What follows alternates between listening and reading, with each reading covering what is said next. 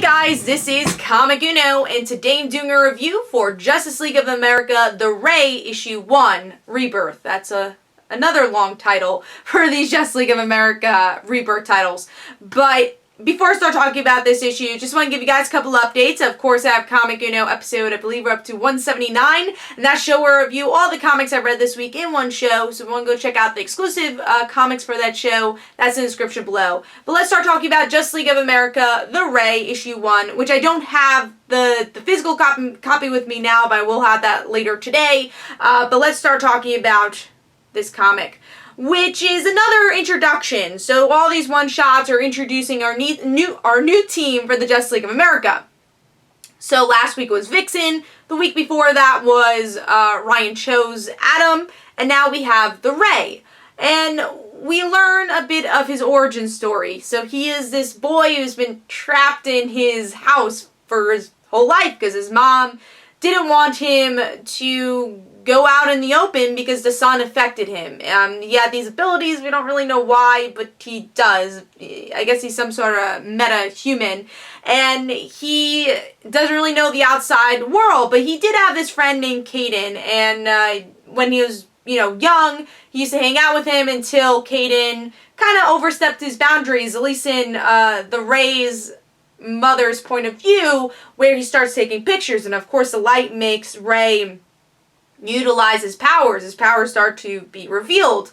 So Kanan gets hurt supposedly, and Ray doesn't really know anything about Kanan or what happened to him after that. He just knows that he's not there anymore, and he believes that Kaden's still alive. So he's writing this letter to Kaden his whole life. You see him, Ray become, 8-year-old or, somewhat of a kid.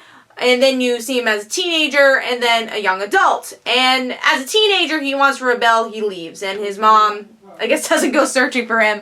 But he leaves his house and he wants to have a adventure. And he realizes his powers do hurt people. And he doesn't really know how to live his life. But then later in his life, he does see Kaden again. He sees he's very open. He wants to be a mayor. He's an openly gay person running for, or politician running for mayor. So he wants to be that. He wants to be as open as him. And that's what he ends up doing. He ends up becoming this superhero and trying to balance that life.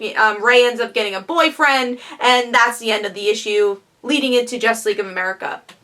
And once again, I thought this was a very solid issue. In so far, 3 out of 3. I really liked the Atom issue, I enjoyed the Vixen issue, and I really enjoyed the Ray issue. I knew really nothing about this character. I just knew that he was an LGBTQ character. That's all I knew about the Ray. But now I learned a little bit about him, and I really like that they're doing these one-shots now that we will care about these characters as we get into these new adventures. I think that's awesome, and it's a good opportunity for DC readers or any reader to learn about these kind of, not obscure characters, but a little lesser known characters like Ryan Choi. Not so much Vixen because she's been in the shows now, but the Ray, who's also going to get a CW Seed show, so I wonder how that's going to differ. But also the artwork is very similar to the Vixen comic. I liked it.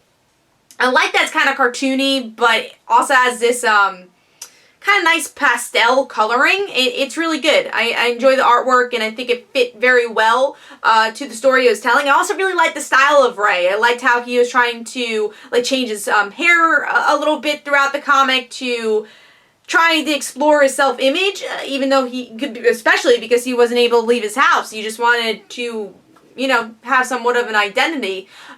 So like I said, it was a really solid issue. Kind of wish we learned a little bit of the source of his powers, of why this is happening, and we just know he was born with it. So I would have liked to known a little bit more of that origins, but for a character-driven issue, this was very character-driven. You learned about the character well, and you definitely have a story to tell here as he joins the team. You do wonder how he's going to join the team, but that's going to be part of the Justice League of America comic book. So I thought this was a very solid issue. If you know nothing about the Ray, you really do learn a lot about him, and he's a likable character that you want to learn more about by the end of the issue, which is exactly the point of these one-shot comics. So like I said, 3 out of 3 so far with all these comics, and for my rating, I give this 4 out of 5 stars. Hopefully you guys enjoyed.